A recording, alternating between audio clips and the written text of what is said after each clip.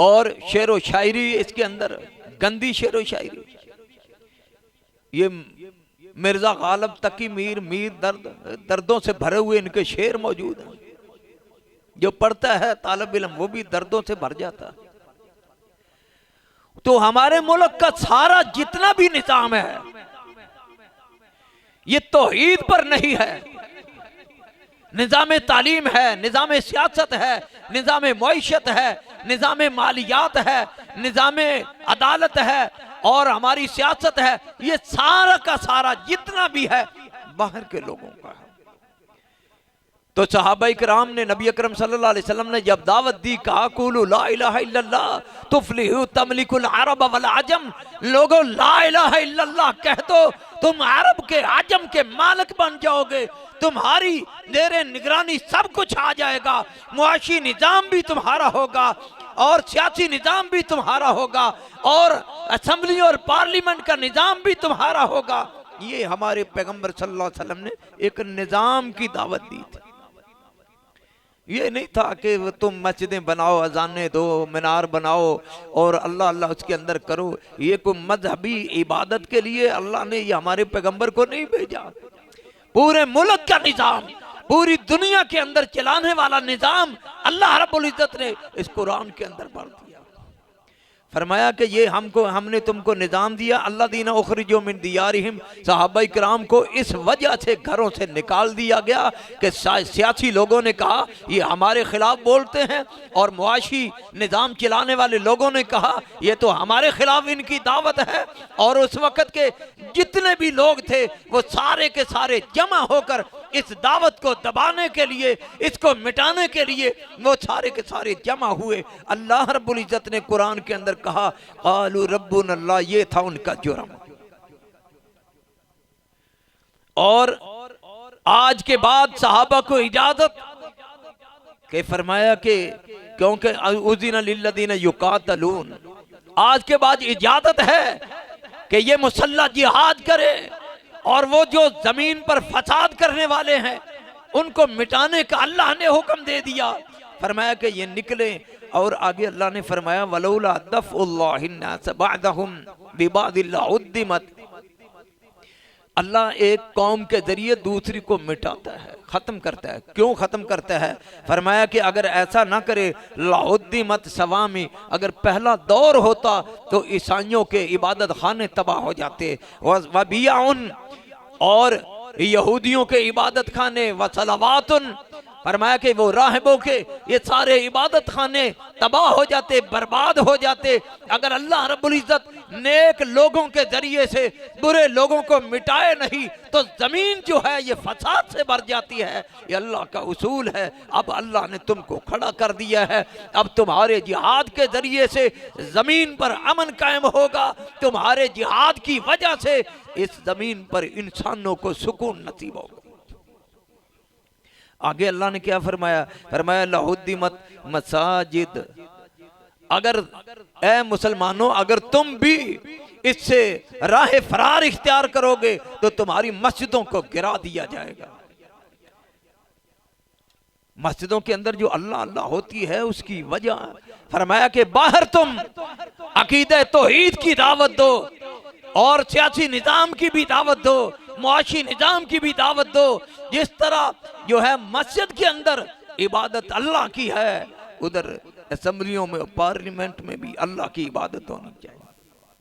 अल्लाह की इबादत मंडियों में, बाजारों में, थानों में, कचहरियों में, हर मकाम पर, हर कारोबार, हर दुकान में, हर ओहदे में, हर शोबे के अंदर अल्लाह की इबादत हो, क्योंकि हमारे पैगंबर ने जिंदगी के हर मोड़ की हिदायत दे दी।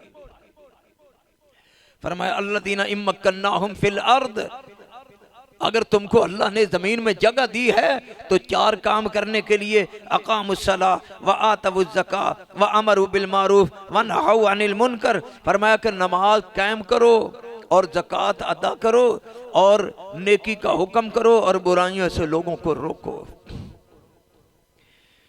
मुसलमानों को, सहाबा इकराम को अगर ज़मीन पर जगह दी है, अगर मोमिनों को अल्लाह ने जमीन में बसाया है, उनके जिम्मे ये है कि वो बुराइयों का खात्मा करें और अच्छाइयों को आम करें और लोगों के अंदर अच्छाइयां फैला दें। इन कामों के लिए अल्लाह ने हम सबको भेजा। ये नहीं कहा मस्जिदें बनाए और नमाजें पढ़े हो घर में चले जाएं, फिर नमाजें पढ़ें, फिर चले जाएं, फिर नमाजें पढ़ें, फिर चले जाएं, सारी जिंदगी इसी काम के लिए लगे रहे। नहीं, फरमाया कि बुराइयों का खात्मा भी इनकी जिम्मेदारी है। एक बात भी अगर किसी के पास मौजूद है, फरमाया बल्लिगू अन्नी वलौ आया, अगर एक बात भी अगर किसी के पास मौजूद है वो आगे पहुंचा दे। इल्लल्लज़ीना यक्तुमूना मा अंज़लना मिनल बय्यिनाति वल हुदा, अल्लाह ताला फरमाते हैं कि वो लोग जो दीन को छुपा लेते हैं, जिनके पास अच्छाइयाँ हैं, जो खुद नमाजें पढ़ते हैं, खुद दुरूद पाक पढ़ते हैं, खुद नेकी के काम करते हैं, यक्तुमूना, वो अपनी जात की हद तक रखते हैं। फरमाया कि उलाइका यलअनुहुमुल्लाह, कारी सब मौजूद है, अपनी तरफ से आयतें नहीं पढ़ रहा। जो दीन को छुपा लेते हैं, अपनी जात की हद तक रखते हैं, अल्लाह क्या कहते हैं, उलाइका यलअनुहुमुल्लाह, ऐसे लोगों पर अल्लाह की लानत है, व यलअनुहुमुल लाइनून, और लानत करने वालों की लानत।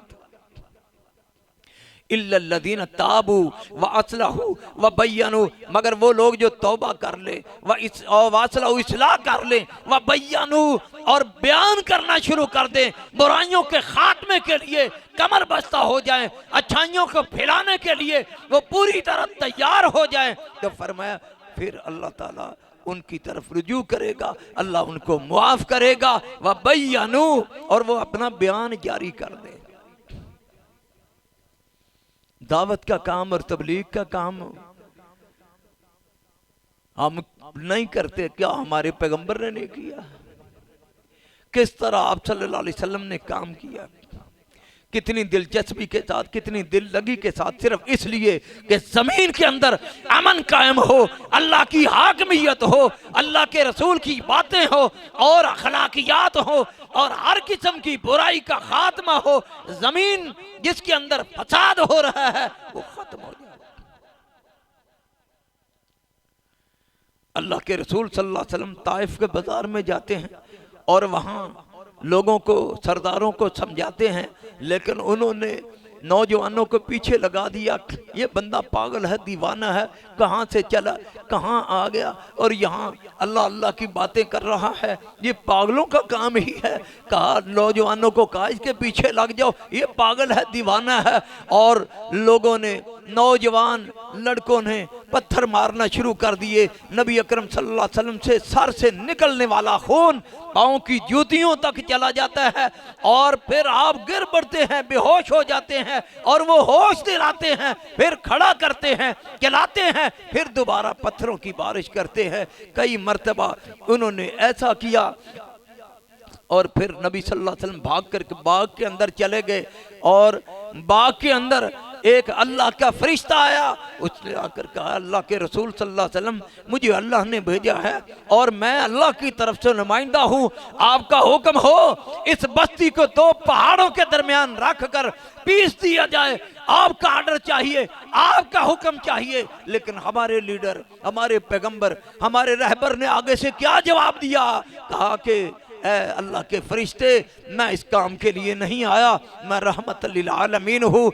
अगर ये ताइफ के लोग नहीं ईमान लाए कोई बात नहीं है, मुझे उम्मीद है इनकी नस्लों से लोग ईमान ले आएंगे, इसलिए मैं नहीं चाहता कि इनको तबाह कर दिया जाए। दावत का काम भी जारी हो, मोहब्बत और प्यार के साथ। अल्लाह के रसूल सल्लल्लाहु अलैहि वसल्लम ने मिसाल देकर बात कही कि तुम्हारी जिम्मेदारी के अंदर है कि तुम दावत का काम करो, अल्लाह की उलूहियत और अल्लाह की हाकमियत और अल्लाह की रुबूबियत, उसके दलाइल लोगों से आगाह करो, लोगों को सुनाओ और समझाओ। फरमाया कि अगर तुम ऐसा नहीं करोगे और रुक जाओगे, आपने मिसाल देकर बात कही, कश्ती दो मंजिला, एक ऊपर वाली मंजिल, एक निचली मंजिल। निचली मंजिल वाले ऊपर जाकर पानी हासिल करते हैं अपने इस्तेमाल के लिए। तो आप सल्लल्लाहु अलैहि वसल्लम फरमाते हैं, निचली मंजिल वालों ने कहा हम क्यों बार बार ऊपर जाएं, अब अपने हिस्से की कश्ती से सुराख निकाल लेते हैं, वहां से वाफर पानी हमको हासिल हो जाएगा, तो लिहाजा हमें बार बार ऊपर जाने की ज़रूरत नहीं है। आप सल्लल्लाहु अलैहि वसल्लम फरमाते हैं कि वो अगर सुराख निकालते हैं, कश्ती का फट्टा तोड़ते